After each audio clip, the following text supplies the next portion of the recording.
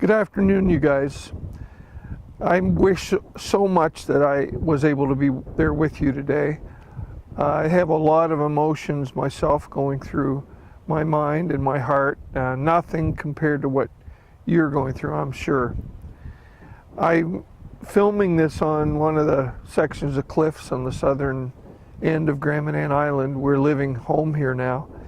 And the reason I'm doing it outside like this is because it's what my dad used to call the grand sanctuary, the place where God lives outside the walls of the church.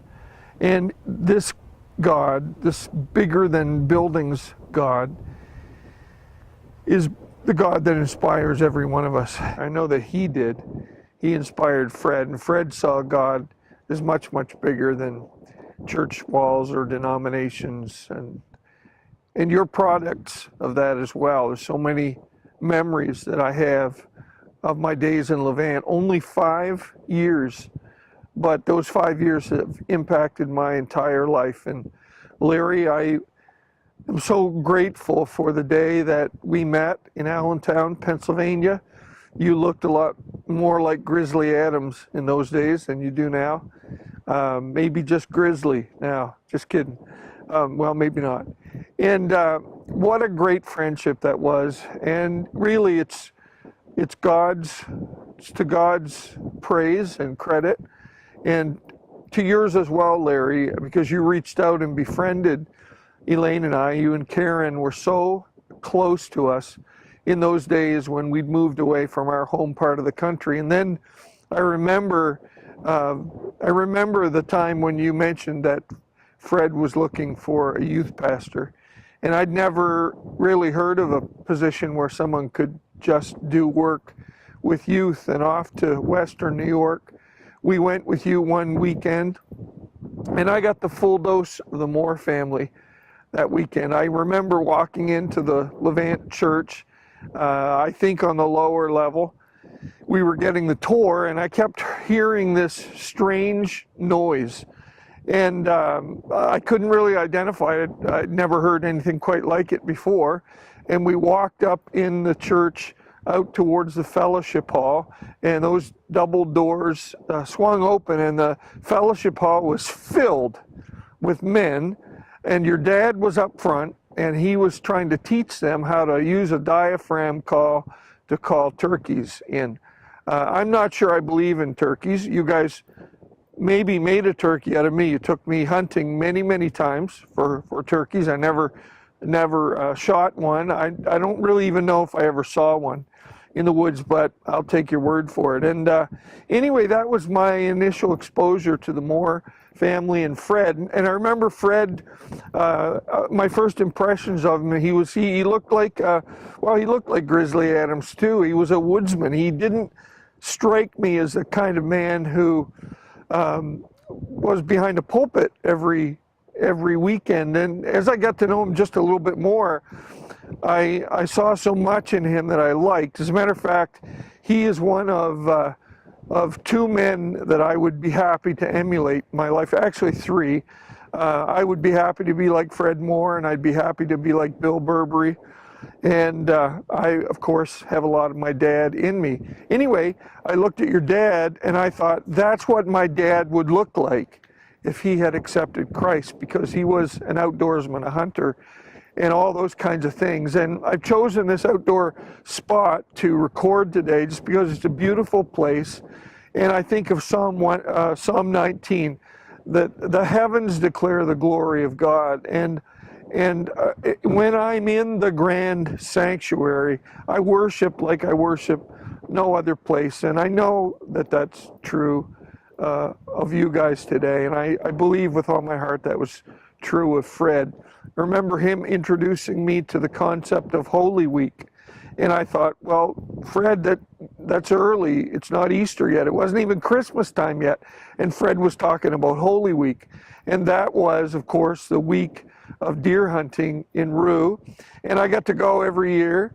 Never shot a deer. I shot at a lot of deer. And that used to make me excited all by itself. I remember one morning, Larry, we were out and a bunch of us were there, and you guys were driving a ridge. And I was theoretically the guy who was supposed to have a deer run at him. And I shot at 3 or 4 deer that day, and of course, true to form, missed every one of them. And then you came along, because I don't think you'd seen a deer that day. And I was so excited, and I tried to say, Larry, I shot at X number of deer. And I saw the look in your eyes and the twitch in your trigger finger, almost like you would have liked to shoot me that day. But anyway, and then there's so many wonderful memories. Fred introduced me to peanut butter on pancakes and for breakfast every morning. And I can't remember the name of the restaurant now, I should, but Davidson's restaurant, he introduced me to that. And then Fred showed me how to fix minor irritating noises in my car. We were in the Chevelle there, the whatever used to drive there, the Chevy, that never got turned off. We were in there one day, and somebody said, I hear this strange noise, and Fred reached down and turned the radio up and said, there, do you hear it anymore? And of course the point was taken. The car was fixed. I left in 1985, and it was the hardest decision of my life. I left 5 of the happiest years I've ever known in ministry. I didn't have a clue what I was doing, and I'm really not sure how many of us really knew what we were doing in those days, but I think it was an adventure, and I think we were following God, and I think we were trying to listen real close to what he was telling us. And so the time came, and I felt like it was my time to go, and I asked Fred to talk to him. We drove over to Falconer Park and sat there, and I wept my way through.